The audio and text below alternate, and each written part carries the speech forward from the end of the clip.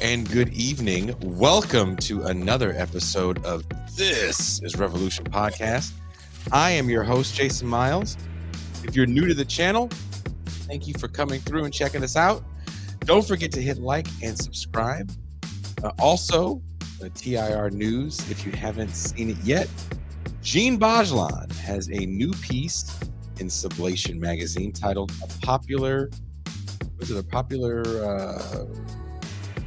what is it called? A popular opinion for abortion. There should be a link to the description wherever you are watching the show. Also, speaking of Sublation, before we left for New York City, we did an interview with Doug Lane about the latest video essay, Same as It Ever Was. And that conversation is up on Doug Lane's channel. Also, we'll be airing this show on Sublation's Facebook page. Some of you may be watching from Sublation's Facebook page, hopefully reading and sharing Jean Bajlan's latest piece. Speaking of show appearances, my co-host was just on a program today. I don't know if it aired today. So let's bring in my co-host, my homie, my dog. He is the Pascal Robert.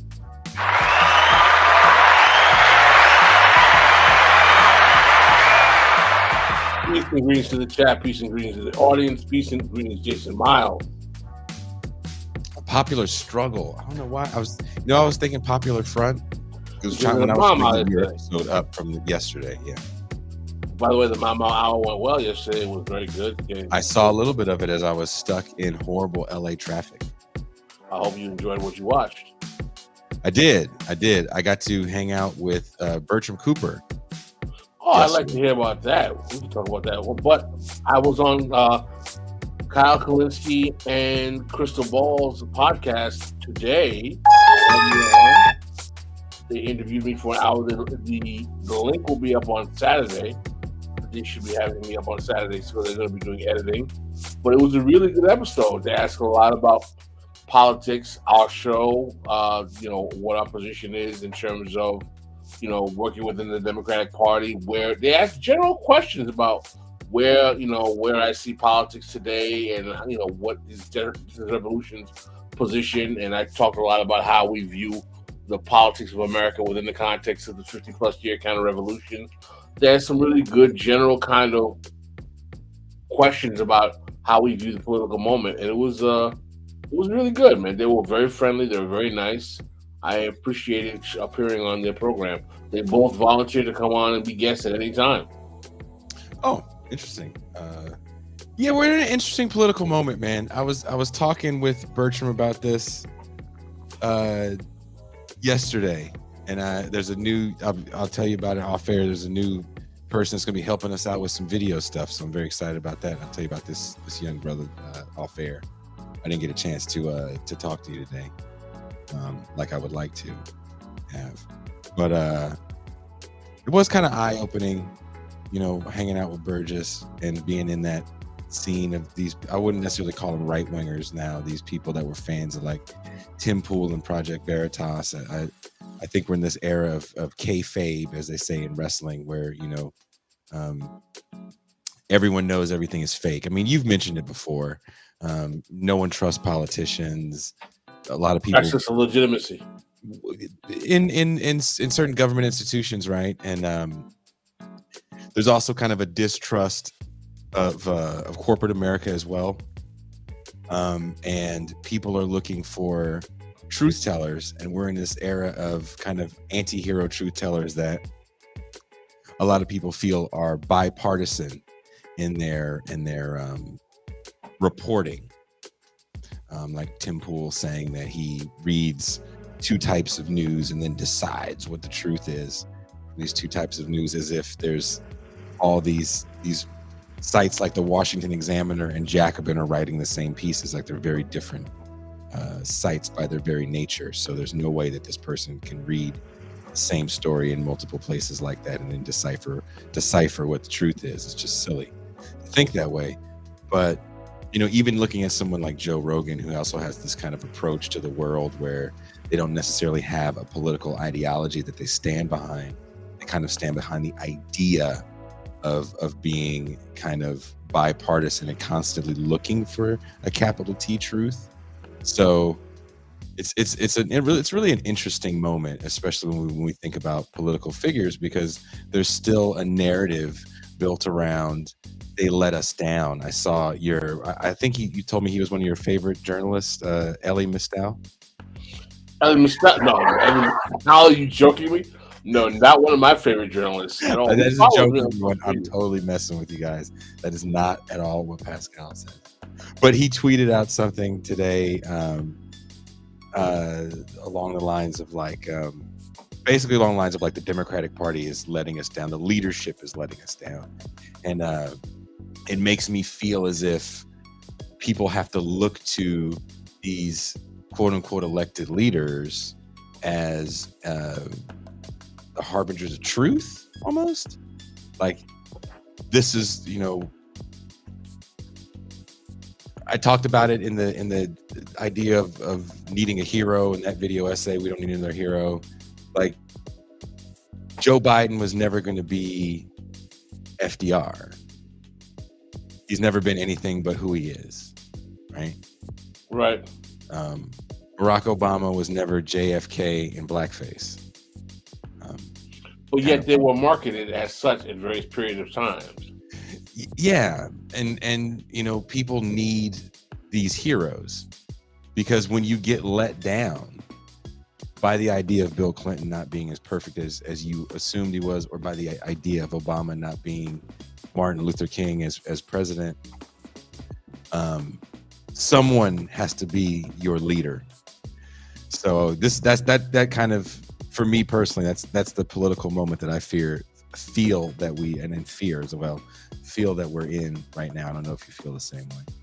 No, I think that there's a long history of that trajectory in American politics. I would somewhat argue maybe even goes back to FDR. Some would argue maybe it goes back to Lincoln.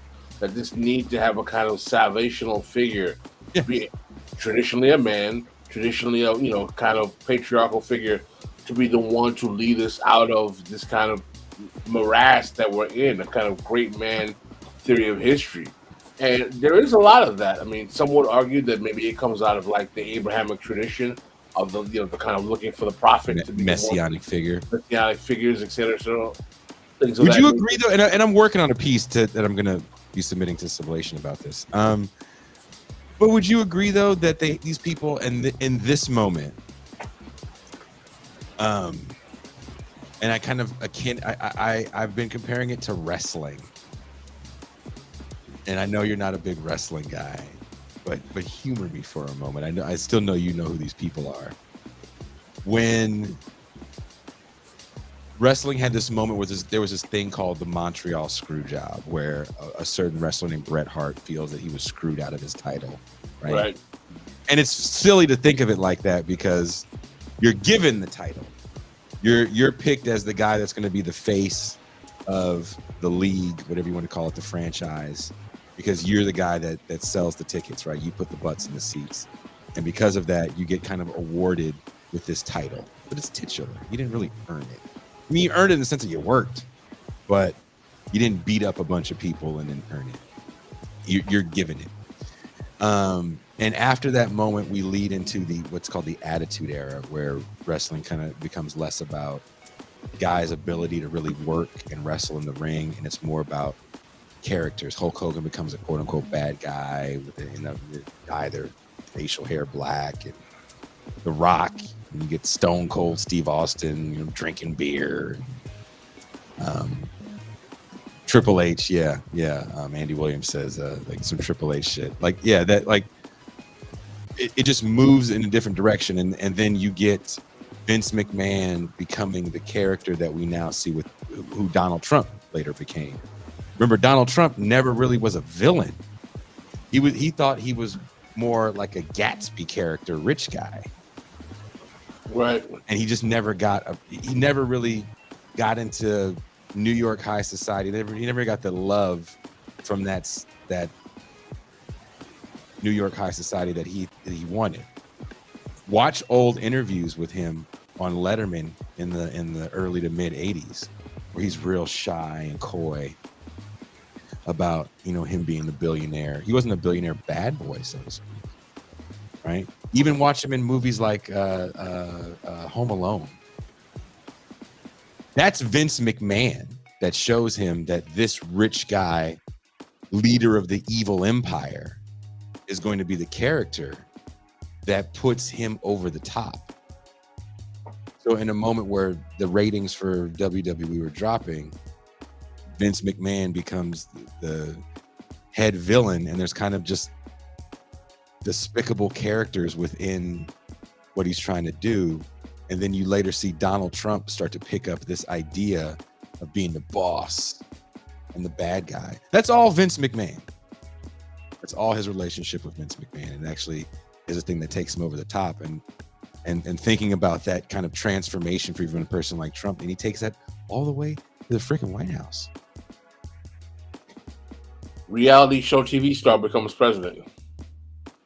Because he's the truth-telling bad guy. He is the true anti-hero.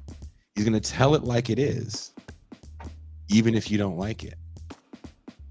So I don't know. That's where I've been thinking about. I don't know if you feel the same way about that, but I've definitely. Well, that definitely was part of his appeal, right? The fact that I'm from outside of the system, which qualifies me to tell you the truth about how it really is not working for you. And that's what these people do. When I was at the Ben Burgess thing, they are they're busting out regular people. They're busting out the working class for major corporations. But the people watching it don't see it that way. They see it as them being truth tellers, because they think I would never incriminate myself even on a hidden camera because I'm not doing anything wrong. They don't understand like the nature of the questions or gotcha questions, and the way it's framed is, to incriminate people. Like, people don't really get it. What's interesting to the metaphor that you paint about WWF is that this whole phenomenon, right, has a WWF kind of element to it completely. That kind of like debate bro culture, like we all get together in a ring in a location in New York City and we hash it out like it's some kind of like WWF type of like, we didn't have these personalities having major functions around debate and political discourse like this, say, in the earlier aughts. Now there's a whole spectacle. There's a whole like event of like, oh, Jordan Peterson is coming. I was like, oh, like, Ben Burgess is debating like, XY Tim Pool. Or so now there's a whole spectacle around our politics that reduces it to this kind of like WrestleMania nature, which is even outside of the actual politics that we have. So it's become an entertainment industrial complex in and of itself. And again, I think it's just another way of, of someone said a carnival atmosphere, exactly, of really just delegitimizing the seriousness of the politics. And I also think in some ways it alienates the capacity of citizens to take what we're saying seriously because it renders it to entertainment. I mean, think about the fandom around elected officials. I'm not talking mayors, because traditionally mayors can be almost a little circus-like, in my opinion. You're from New York City. I've always known who the mayor of New York City was ever since I was cognizant of television, because the mayor of New York City has always been a bit of a celebrity, from Ed Koch to Giuliani. And so, you know, even where I'm from in San Francisco, the mayor is kind of a big deal, right? George Moscone. You know, wasn't Feinstein mayor for a minute? Willie Brown. Oh God, you know, just big personalities, right? This is a position where there's usually big personalities. But congressmen and having fans, that ain't politics. You know what I mean? And that's the moment that we're in right now, which feel like watching Tulsi Gabbard get on stage and people just go crazy over her. No one's going crazy over her politics, and she didn't say anything. She's got fans. So this, for me personally, it's a scary time to be alive. That being said, also guys, can you please give it up a warm welcome for everyone's favorite faceless chat moderator, M. Tucson. Hello. I actually do have a face. You just can't see it. Isn't it funny how that works? I didn't introduce you at the show on Sunday either. No, you didn't. You a secret, our little chocolate secret. Yeah, I'm a McCain's kid. Wow. That's secret. Well, I would like to say that a rumor. That's the new rumor. It's terrible. You know, Jane Fonda had a secret daughter too. Who? She adopted a little black girl. Mm-hmm. Who had a secret daughter? Jane Fonda. Jane Fonda had a secret daughter. Well, she didn't want to, you know, put it in the limelight, put it in the media. Are you telling me that she biologically gave birth to a child? No, she adopted a little girl who's now a grown woman. And Jane Fonda? Yeah. People didn't know about it. Black person when it wasn't cool? It was probably cool when she did it. But she didn't want, you know, a spectacle. Why are we talking about this? My money's on Pascal. I just want everyone to know that. You brought it up. How is it my fault? It's not your fault. It's not your fault. Well, let's bring in our guests. If you're a patron of the show, you've seen this man in the champagne room many times. Being that we haven't had him on in a while, I felt we needed an entire show dedicated to catching up on the politics of Latin America. Please welcome our favorite Peruvian journalist, the Camilo Gómez. Hi. It's always a pleasure being here. Camilo, I'm gonna open up with what everyone wants to talk about. A lot of people in left circles were ecstatic when the former teacher and campesino won the presidential election, Pedro Castillo. It was viewed as a enormous win for a resurgent left that was actually dealing with defeat here domestically at the time. That was a year ago. What is going on with Peru and Pedro Castillo now? Yeah, I think what it got missed, I guess, in kind of translation was the fact that a lot of the divisions that were in the left were also present in his campaign from the beginning.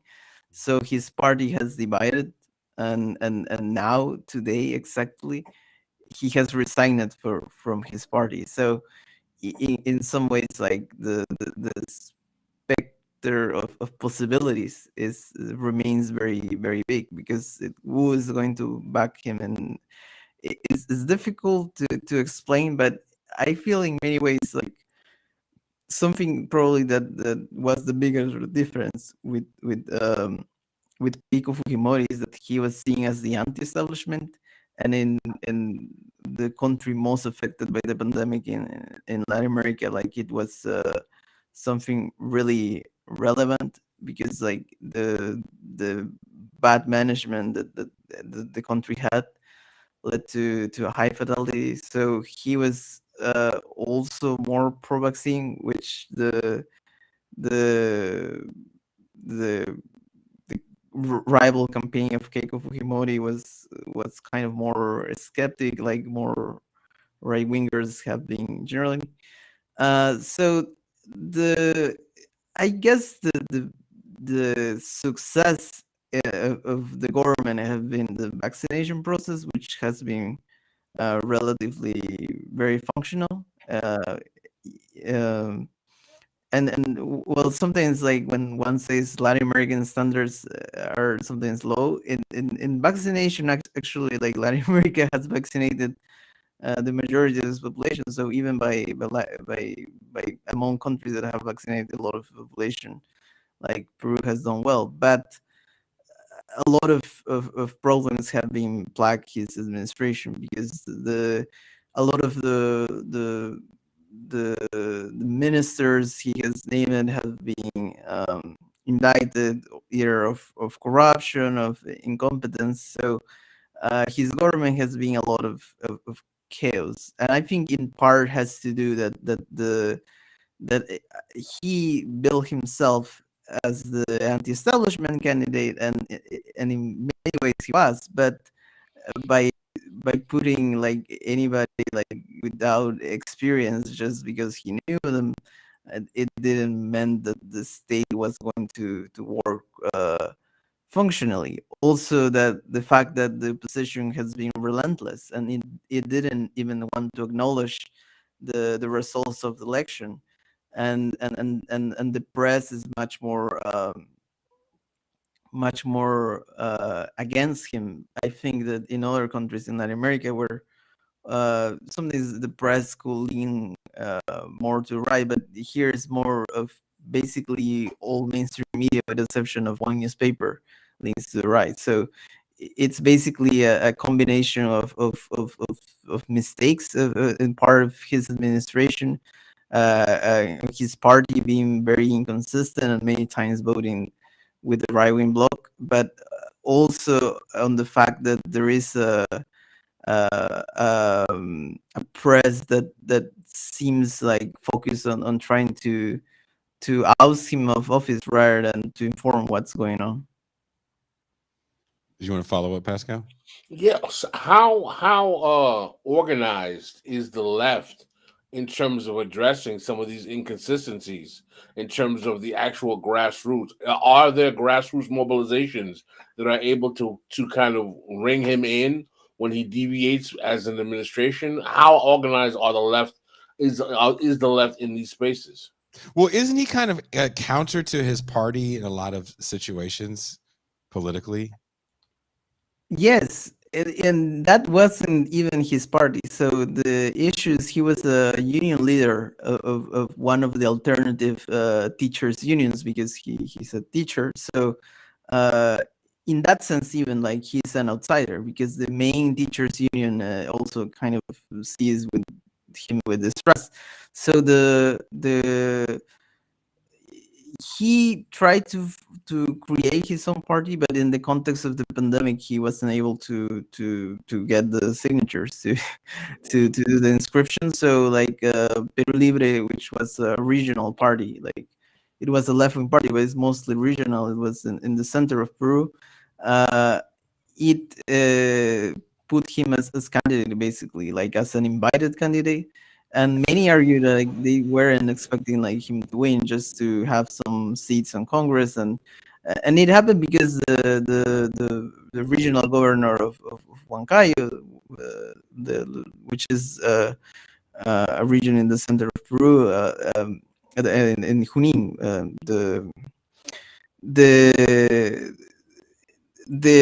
he was he couldn't run for president, so it was that impossibility which led to Pedro Castillo running. So it generated, in some ways, uh,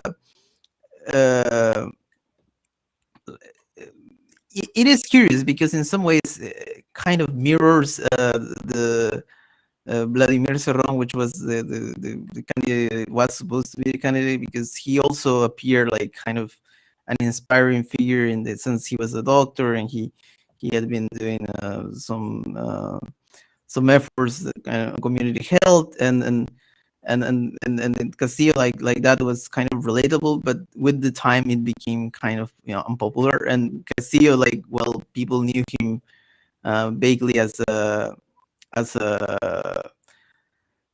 as a teacher, a leader of a teacher union, also was not necessarily that much known. So in some ways, it was much more of an anti-establishment figure, and they were at odds on different things. I, but I feel that one particularity of both Peru Libre and Pedro Castillo is that, unlike many other parts of other organizations among the left, they are more socially conservative. So uh, that is something that has generated a lot of curiosity, but also has to do that uh, they they see a lot of social liberalism in a curious way as kind of um, a product of capitalism in some way. So I guess they have a kind of anti-capitalist explanation for being against social liberalism, but even there are much more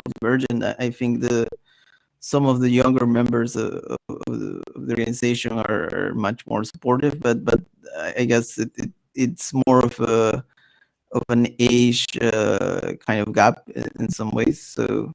So yeah, it's kind of, it was always a tense relationship between the party and him, but now it kind of has broke, even if they had more similarities that it could have been imagined. Do you think that the allegations that he was involved in the criminal conspiracy in terms of public works projects is something that's being concocted by his opposition, or do you think there's any truth to that? Because that was something he was facing in terms of the being surfaced in the media in June as well. Are there any basis to these allegations?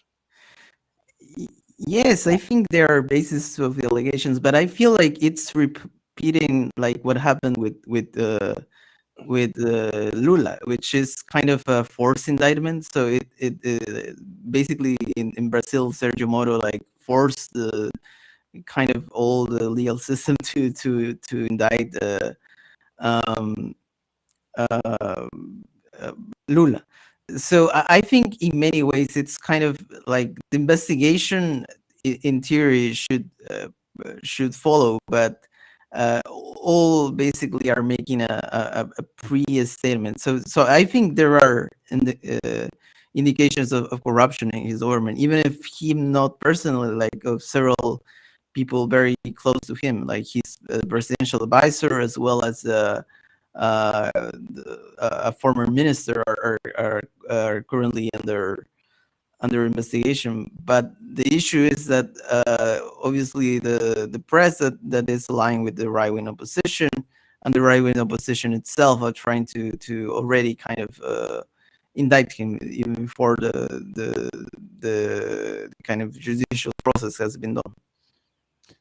But wouldn't you say the way we view the word corruption, I think from the US lens, is a little different than the way it's viewed from the Latin American lens?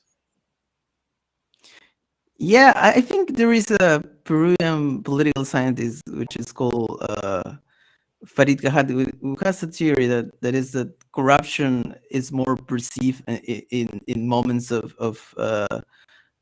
economic downturn. So now that obviously because of the rising prices, both product of the pandemic, but also of the war in Ukraine, has led to like a much more focus on how the economy is doing, and I think it is those kind of moments that led to to an interest in those allegations, but also it is that interest that bring the interest in the case Lava Jato, because when the case Lava Jato exploded, it was when the economic growth it was starting to fall. So around 2014, like the economic growth that had been like the previous decade started to slow down, and in that context, like a lot of the allegations were seem much more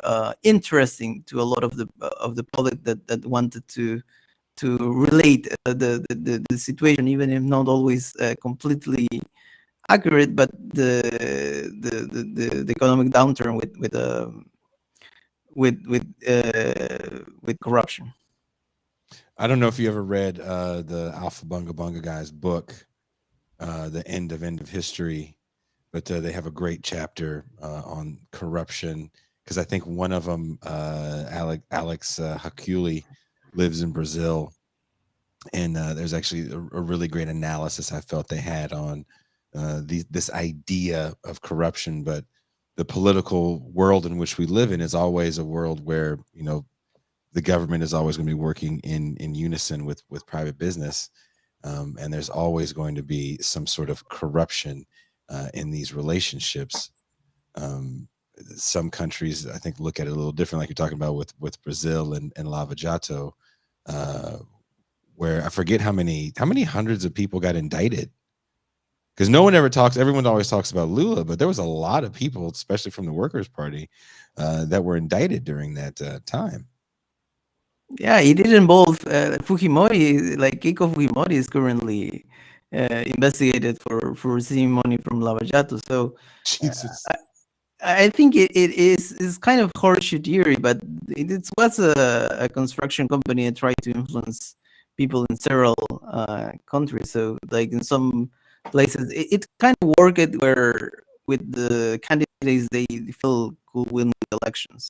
So it tried to even before they were in office. So yeah, it was a case that has in many ways marked a lot of the present in in Latin America.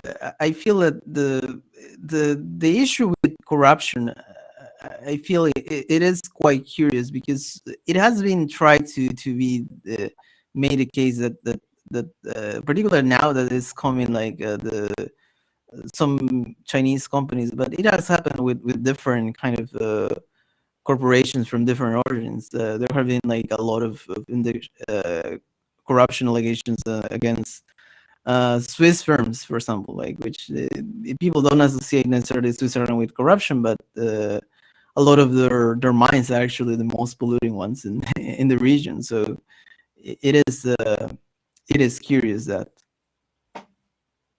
Did you want to elaborate on that, Pascal?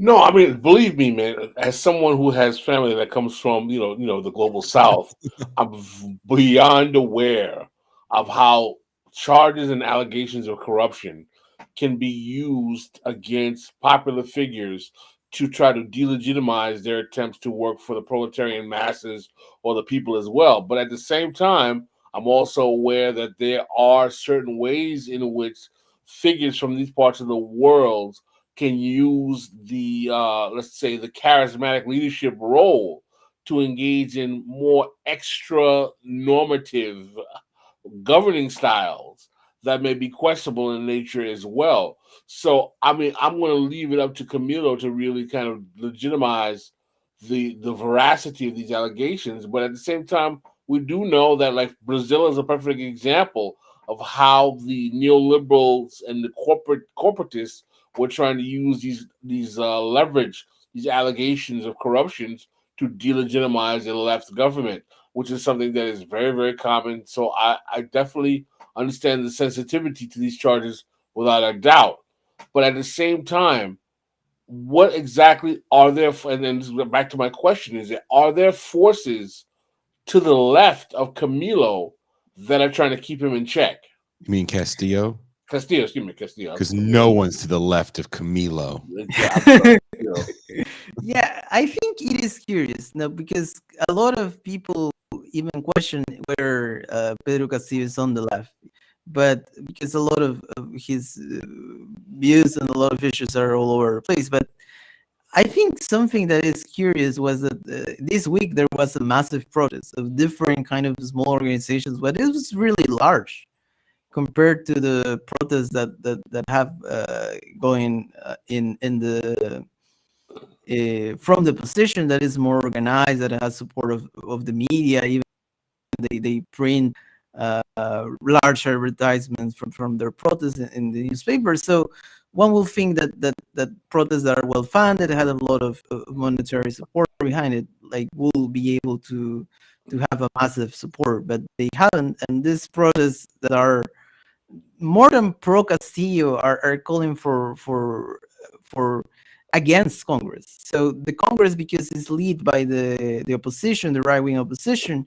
is very unpopular. It is like people really hate it, and a lot of people are calling for the close of Congress, which technically is constitutionally. I know it's not that democratic, and it has a kind of a procedure, but also people are calling for a constitutional assembly, like in Chile. Like there is an attempt to move from the constitution of Fujimori. So that is like, but the issue is a lot of these organizations are very small. So it's very difficult to really like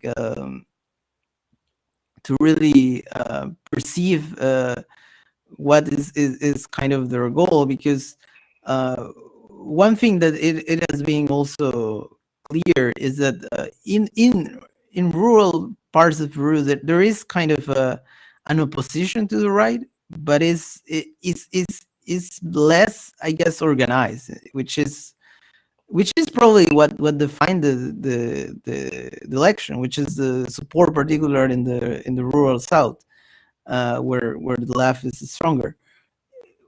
There is a vague idea of the left, but they're less organized. So it's kind of complex. There is I guess a will for more radical politics, but at the same time, like there is not the organization to kind of canalize those protests. So it's kind of I think the possibility of a constitutional assembly is curious, because in the beginning it was mostly supported by the more radical left.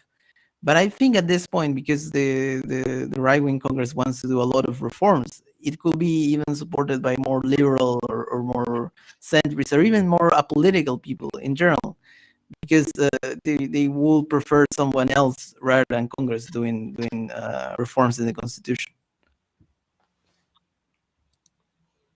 Interesting. Well, also, I wanted to ask you about everybody's favorite topic, which is, again, very similar to Peru. There was all these victory laps being run in leftist circles when Castillo became president, and a feeling of a new quote unquote pink wave. Pink tide. Let's just say wave, because we don't want to call it. Let's just wave. Let's wave it. White wave better than tide. Yeah, it's a nice wave. Can't necessarily surf on it, but you can boogie board on it.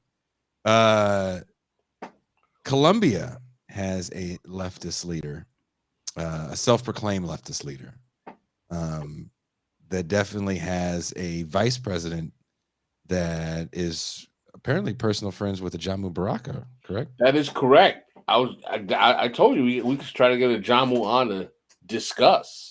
I think Jamu's moved past us, man. Jamu's on bigger. She's on Brianna Joy now, so he ain't. Oh man, we can get a Jamu, man. We can get a Jamu, man. But what's your take on the current situation in Colombia? Yeah, I think it is a historic result, in the sense that in Colombia, like the left never had won before, and obviously because the the situation with the like literally like the FARC, the LN, and the ML19, like the obviously like like Marxist guerrillas like committing terrorist acts is not helping the cause, but also when the when the when You the mean Marxist coke dealers are not a good thing? yeah, I think Marxist coke cartel. yeah. But the issue is like when there was attempts of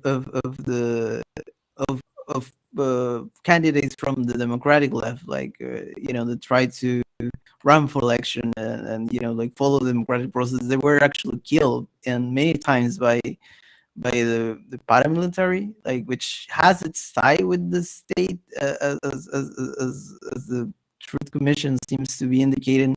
So it is also a more kind of complex tale. In many ways, probably this victory is founded on the peace deal that was signed on the by by curiously a right wing government. So, but this peace deal was opposed by the far right, and generated like the FARC at least like had were disbanded itself. Like they are now a political party, although they don't have much support. Um, and as that they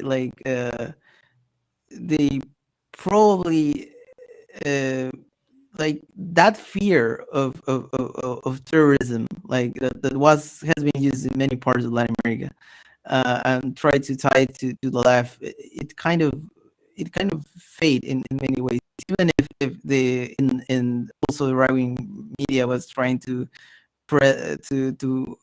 like not like waste any moment to mention that Gustavo Petro was a former guerrilla fighter. So it was not something like that um, disconnected. Like the idea that guerrillas and the electoral left were not completely without any link, but the that people move on, like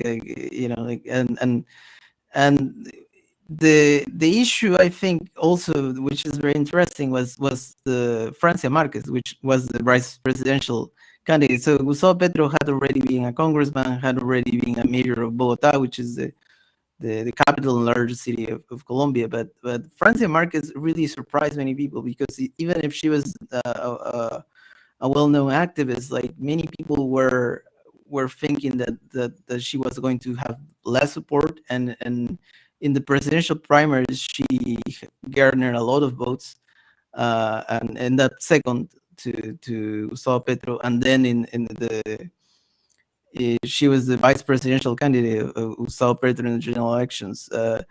I think the issue is very curious, because the topic on which Gustavo Petro may diverge with the rest of the Latin American left is that he seems much more, at least until now, committed to kind of a more green politics, in the sense of kind of wanting to limit pollution and things like that, and that is complex in a country like Colombia that depends on oil and also mining, or also our extractive activities. So it's going to be complex.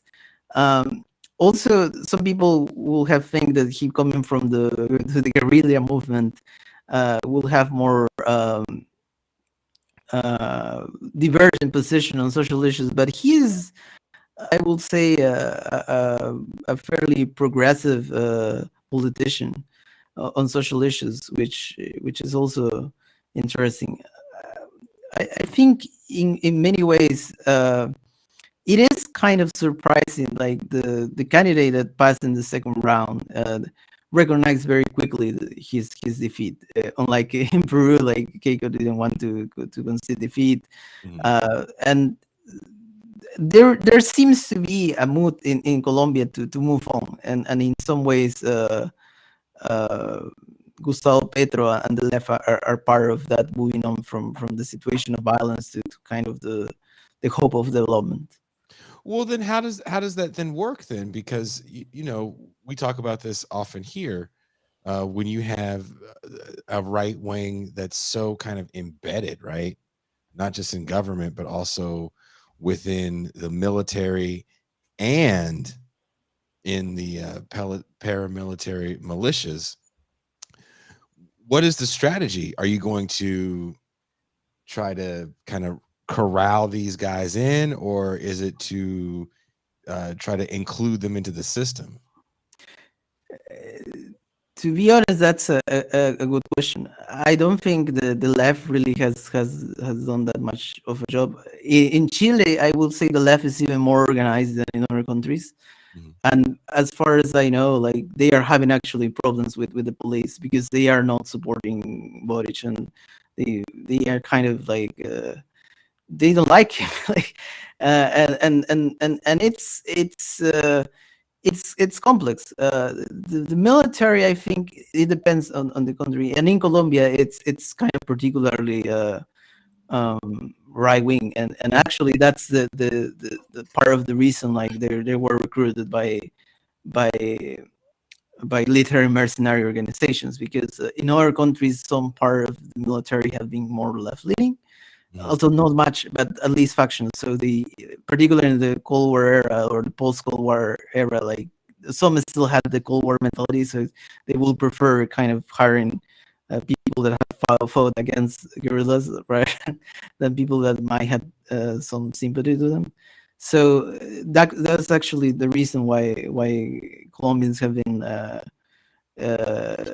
quite numerous in the private military like sector, basically. So um, but the in Colombia too, like the issues of police brutality, and in the victory, there was a portrait of a man that was killed in the protest. So yeah, the police and the military are fairly repressive and particularly powerful, because they have been trained and have a mentality to fight against terrorism. But like, the as the political science was saying, basically no country has militarized police to deal with regular protests. Like, it was not even like, um, there have been in Latin America larger protests that it was just the police, regular police, that was.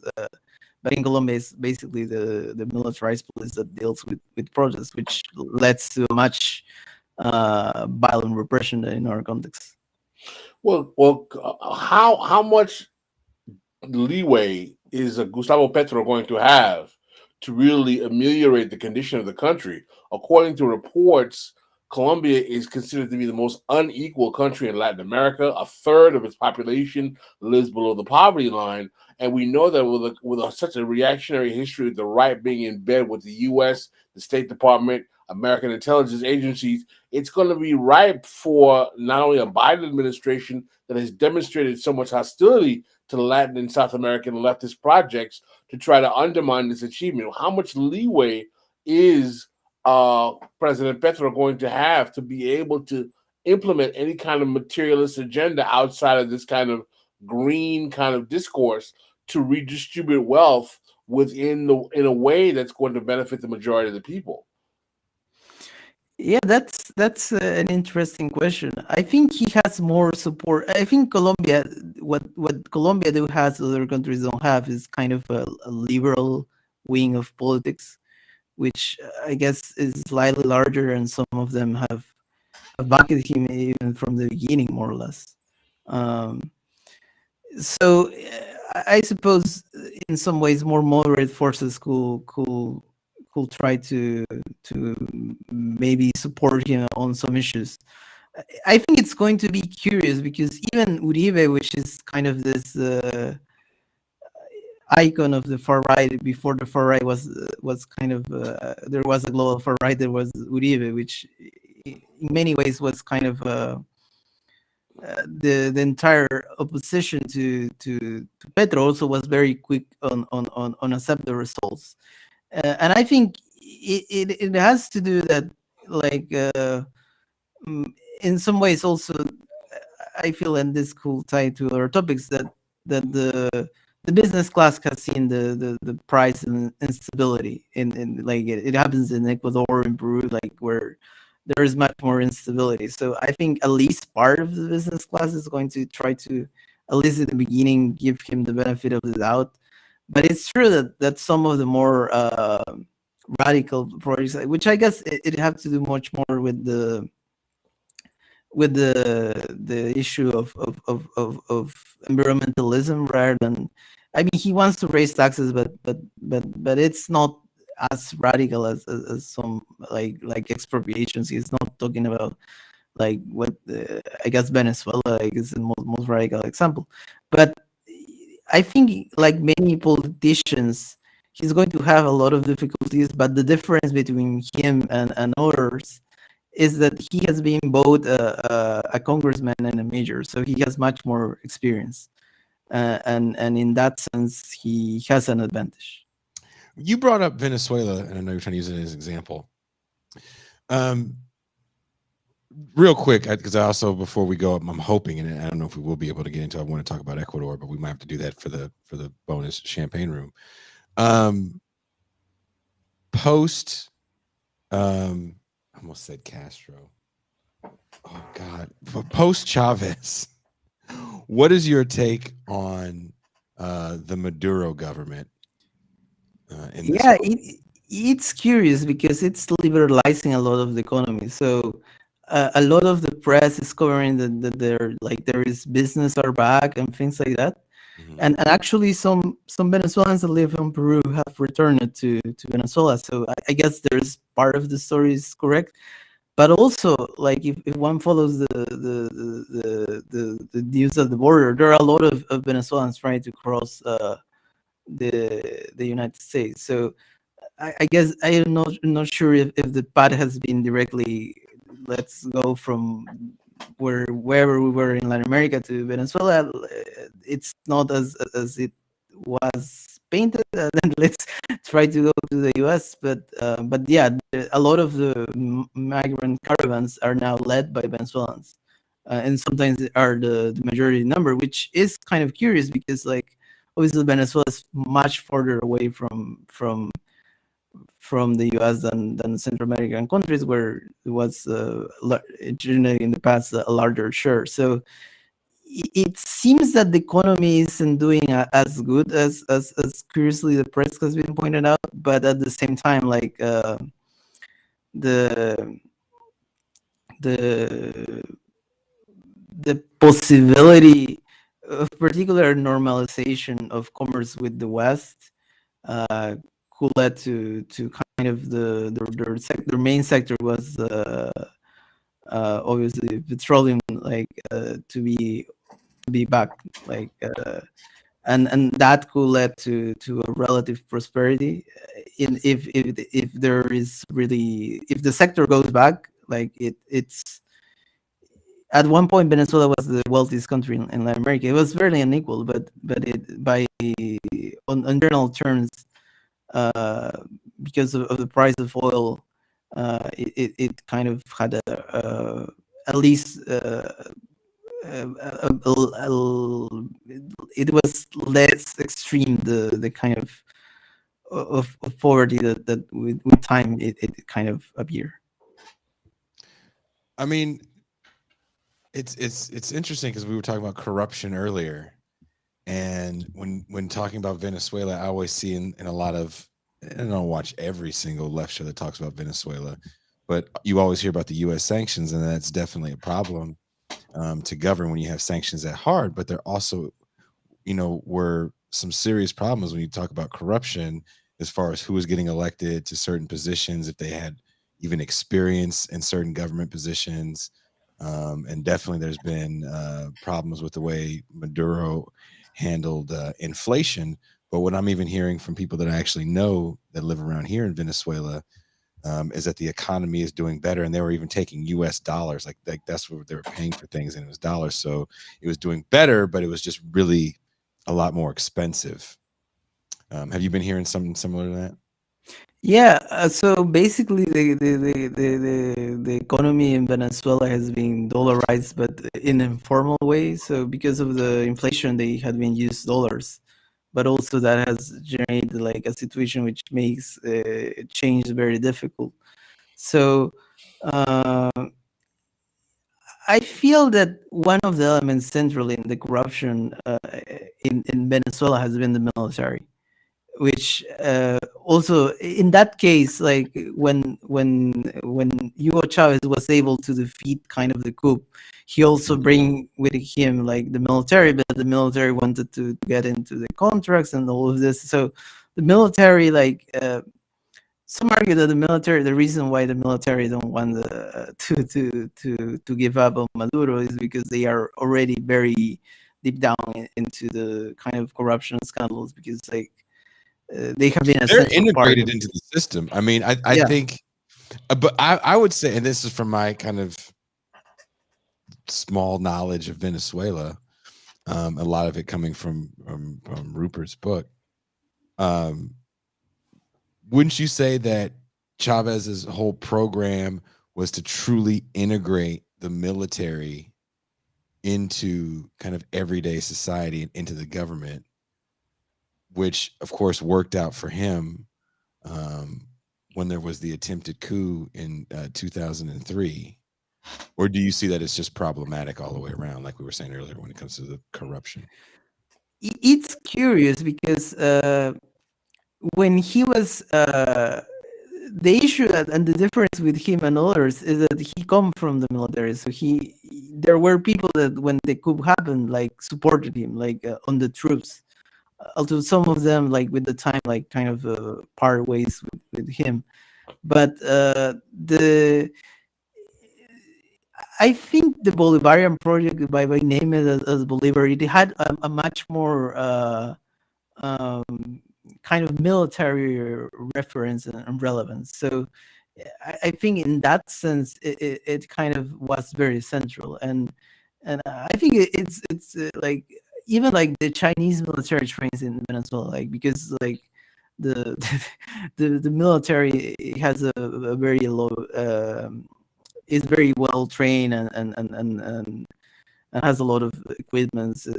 Like Venezuela is one of the countries that is on the defense sector. It has large spending in Latin America, so it has become a central element of Venezuela, and I think that has made a quite particularly context.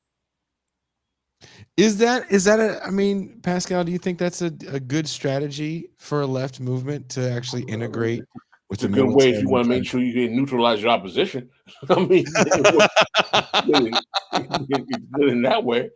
I mean, listen, usually when it comes to the global South countries, the military is a party of reaction, and they usually work at the behest of the oligarchies in these countries. Mhm. So what we see in Venezuela, just based on this the conversation we're having here, is that you had a left administration that was basically able to incorporate the military into their administrative apparatus, which kind of puts the oligarchy and the elites at on the defense. But at the same time, one of the things about the militaries is that usually it comes with a degree of graft, corruption, and an attempt to kind of use the state apparatus to load itself down, because the military is a part of the state apparatus.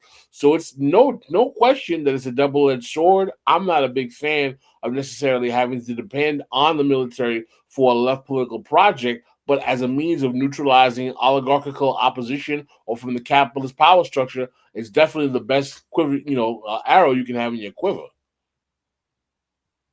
Do you have a follow up to that, Camilo?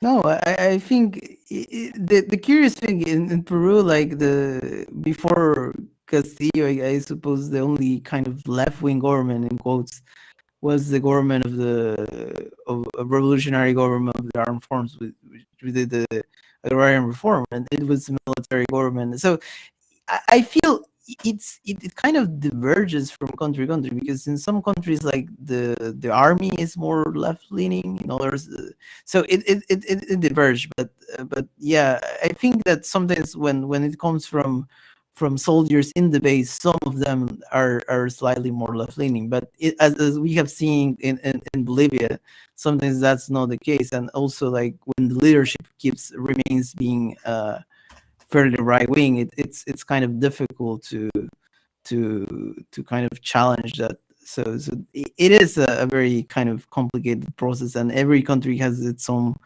particularities. But it has been the kind of central problem, I guess, for the left, which and AMLO is doing something like that in Mexico in some way, even if very different. But he is putting a lot of centrality in the military, which is something that I guess surprised many people, but it's not that strange if one sees the logic behind it. I mean, when you want to talk about corruption, I mean, Mexico is known for, a corrupt military and police force. I don't think you want to be saying that in your current. I was going to say, wonderful people. They're right down the hill from me. I wave to them all the time. I see them help old ladies across the street. So AMLO's fixed it. Corruption's over. Mexico's a great country, and there's no problems here. Moving on. We are at an hour, and it is time for us to head into the patron-only bonus champagne room call-in segment of the show. Are you ready to take some calls, Camilo? Yes. Pascal and I both, during this show, called you Pedro Castillo, so I just want you to know that we both did it. So it is a black thing, and you will understand. Yeah. M. Toussaint, do you have any parting words? No parting words. Yeah, we'll be sure to. We have all your links in the chat. We'll put them up in the description as well. Yeah, I'm looking forward to listening to your podcast. Camilo's great. I found Camilo through Derek Varn, so shout out to Derek Varn. Oh, Yeah. Okay. And I feel very honored every time Camilo comes on the show and drops all the knowledge. But I do want to get into this Ecuador conversation and the native peoples of Ecuador and their uprising, what they were able to do with the natural resources out there. Thank you guys for watching. We will be back Saturday, 9 a.m. Pacific time, where we'll be talking to a young man running for office in Oklahoma. I believe he's only 22, Gregory Harden. He interviewed me for his podcast either earlier this year or late last year. I can't remember. He's a young black man that loves his heavy music. So he wanted to talk to me about heavy music, and we didn't even really talk about his political aspirations, but we will be talking about his run for office in Green Corn Oklahoma. Rebellion. That's a I'm show. sorry? Green Corn Rebellion. What rebellion? Green Corn Rebellion. Is that his show? Oh, is that his show? I don't remember what it's called. I think so. Little Negro. Is it called Little Negro? What is the show? No.